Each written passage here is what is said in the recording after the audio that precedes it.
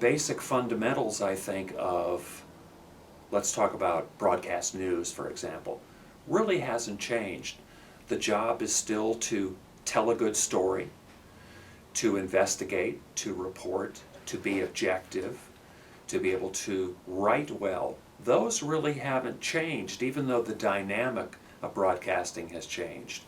Social media certainly has changed a lot of the way the industry functions.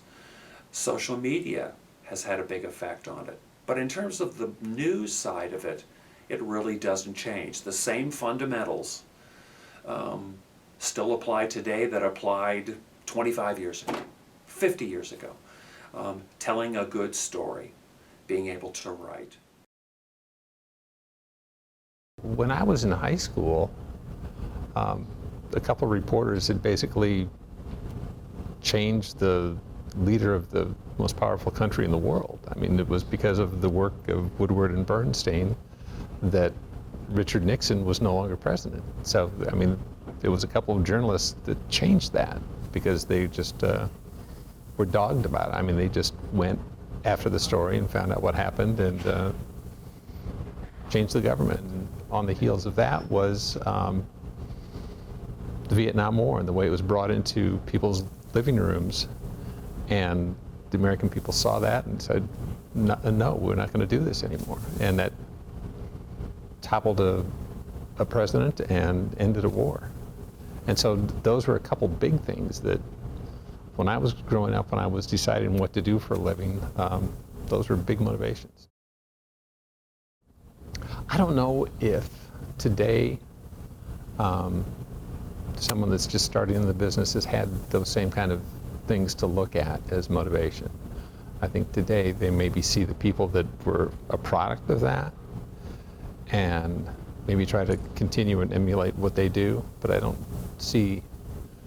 think there's been those big changes brought about by journalists in the 45 years or so since those things happened. There have been always incremental changes and things exposed, and that's good, and I guess things brought to light that wouldn't be otherwise, and people educated and all those good things. Look at cameras and the technology. When I started working in video, you didn't even really have portable equipment. If you wanted to be portable, there wasn't electronic equipment. You had to go out with a film camera and shoot, and literally shoot on film and bring it back.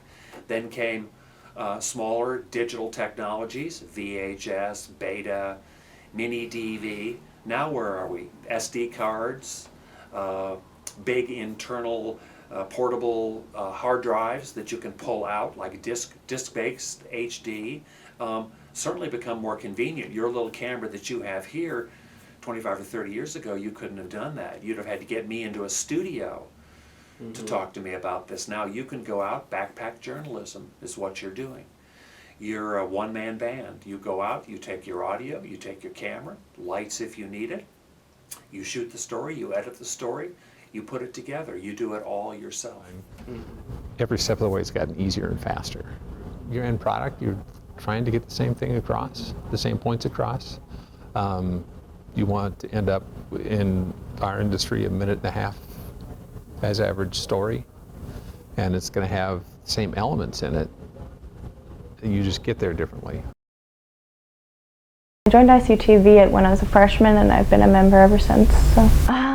Freshman year I was an anchor, and then sophomore year I was the promotions director, and then junior year I was the executive producer, and right now I'm the news director. So as a producer, I work with another producer, and we split up the show half hours. So I do the first half hour, so I write stories, pick which ones to put in, pick what graphics to use, pretty much anything. Really different in KCCI, you have to write a lot more with a lot less words, and just writing faster. Like I said, you have such less time there than you do in school, so writing faster and just getting things done on a deadline was a big kind of wake-up call, instead of having a week to do something, you literally just have those few hours to get it done. So first it was really stressful, but I think just like being in the environment and doing it so often, you just kind of, you adapt quickly and you get used to it. But really the only way to get used to it is just to keep doing it. And that's the only way you're gonna be able to do it.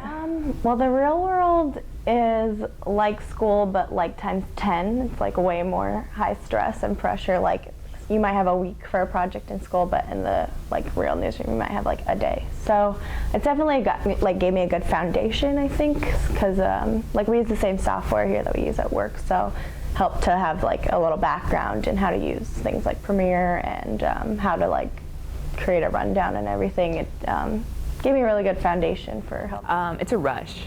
When I first started, probably for the first 6 months, like I was exhausted. Like I was so tired every day because your mind is going, and thinking, how am I going to get this all done in a day? I don't know how it's going to happen. But once you get used to it, and there's no choice but to get used to it, and you get used to it fast, it's the best thing in the world because you have one story for the day and you don't have to think about it again. It's done. Like it is done at 6 o'clock and you can move on to the next story the next day. So I think that part's really fun about the job, but school to me is nothing like what it's like in the real world as far as delving into a story and pursuing it, and they don't teach you all the challenges of roadblocks that come your way when you're trying to work on a story. And the deadlines are endless in college as well. So I was reporting on something that was pretty severe, and I called it an accident. Well, an accident was like, oh, a car got in a crash. That was an accident. But an incident would be like, oh, a college student stabbed another. That's an incident. So when I said that on air, said the wrong word, my anchor called me out on it, but I didn't recognize my mistake. So I'm like, I don't really know what you're talking about. And there was like 10 seconds of dead air and I just didn't know what to say. So things like that you learn from and don't do again. Sense that I want to follow up on this, and this story leads to this story leads to this story kind of thing, and peeling back the different layers. Like go back to Woodward and Bernstein, they could have stopped after a couple times. The right independent person now could probably do that first story, and are they going to have the curiosity to do the next one and to follow and to hit a wall and figure out a way to go around it and get to the bottom of things. Sometimes the best thing you can do is go out and knock on the door and see if they're there and if they'll talk to you. You know, you might call them 6 times or text them and email and everything like that. Sometimes the best thing to do is just go and say, hey, you want to talk to us? And surprisingly, a lot of times they'll say yes. Where if you don't go out there and do that, you're not going to have your story. Do is take as opportunities.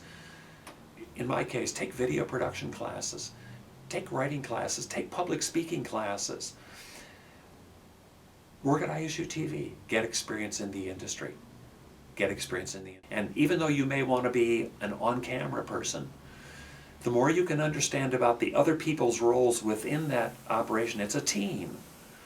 And so if you can understand what a technical director does and what an audio person does and what a graphics person does, you can speak their language. You know what's involved. You'll do a better job. You'll think about that when you're out. You'll think, gee, do I have enough B-roll to cover all that video on that news package? You'll learn that by doing it, by coming back and not having enough B-roll once. Practicing writing that concisely, sort of in your own voice. And you could be doing it on a daily basis and it wouldn't cost you anything. And you'd have a whole portfolio of work to showcase if that's what you want to get into and that's what you want to do well. I would say write like crazy. I mean, it's an adjustment. Definitely students coming right out of school need to know their strengths and weaknesses and embrace them both. It's okay if you're a slow writer. Just make sure you give yourself enough time. Like I would always say, okay, I'm gonna shoot my story from this time until this time. Then I'm gonna give myself this amount of time to write it. Then I'm gonna give myself this amount of time to edit it because I can edit fast. And it's constantly allotting time for you to do the best piece of work throughout the day and make sure it's quality. And it takes some adjusting and fine-tuning, but everyone gets there. Probably, I know I've been involved with ISUTV pretty much since the beginning, but I think I could have worked more on doing like packages and video work and stuff. I know I do a lot of the producing stuff, which is what I like, and that's why I do it more, but definitely working with video I should have taken more advantage of here. Develop I guess, a sense of doggedness and really want to get to a story and not just take what's given you, take what's handed out to you and go with that. Person that I respect a lot, his advice was, someone sends you a press release, find out why they want that publicity, not just from the standpoint of what's in a press release. Like, the police want us to do this. Why do they want us to do that? What do they need help with this for? You know, if someone's asking you to do something, there's a reason for it that they're not telling you most of the time. So for someone just getting started, learn to think around those things and work around those things. And by work around, I mean, look for your stories there. Look for the follow-ups to the press release. Look for the reason that they're not telling you. Lots of students would go right into internships and then into entry-level positions with news organizations, and they might find a setting that's very similar to what they experienced during their undergraduate or graduate programs, or they might find a setting that's very different because you know, in the college atmosphere, they've sort of built an atmosphere and an environment that's trying to replicate what is going on in the real world. The real world, the professional world, is changing all the time. Academic institutions are changing all the time and trying to keep up with that. But at the same time, sometimes they might outpace what's in the real corporate world because they might have more resources. So I think anybody that's, you know, in college, in internships, or even in very early entry-level positions needs to know that every place they go out and work, or an organization that they're trying to work for or seeking employment with, might be very different. I'm interviewing for the job. I'm smooth. I'm well-dressed. I have all the answers. If that's your job, if you're going to be in PR or marketing for that organization, great. But if you're going to be a hands-on person, what are you going to show me what you've done? If you're going to be in broadcast, have you worked at ISUTV? Do you have a body of work that you can show people? There used to be a motivational book years ago, and it had to do with the concept of talking the talk and walking the walk. It's easy to talk a good story. It's easy to talk about yourself, but can you then follow it up by doing it? Don't just talk the talk, but walk the walk, get it done. If you have a website and you want to impress me, what's on your website that I can see that will make me want to hire you? And the way I tell students to prepare for that is, if you have a sense of what you want to do, I know it's hard sometimes to look down the road. Look at what other people who are already in the industry, look at what they're doing. I don't want to say copy, but find a role model. And if you see somebody who you think does a good job, look at their work, find out what it is about their work that's good, and do that. They're successful for a reason. Do the same thing. If you want to be a sports reporter and do stand-ups on the sideline, look at other sports reporters who stand on the sidelines. What do they do that makes them broadcast, network, whatever quality? Is it education? Is it knowledge? Is it enthusiasm? The answer is probably yes. It's all of those things. Find somebody to model yourself after.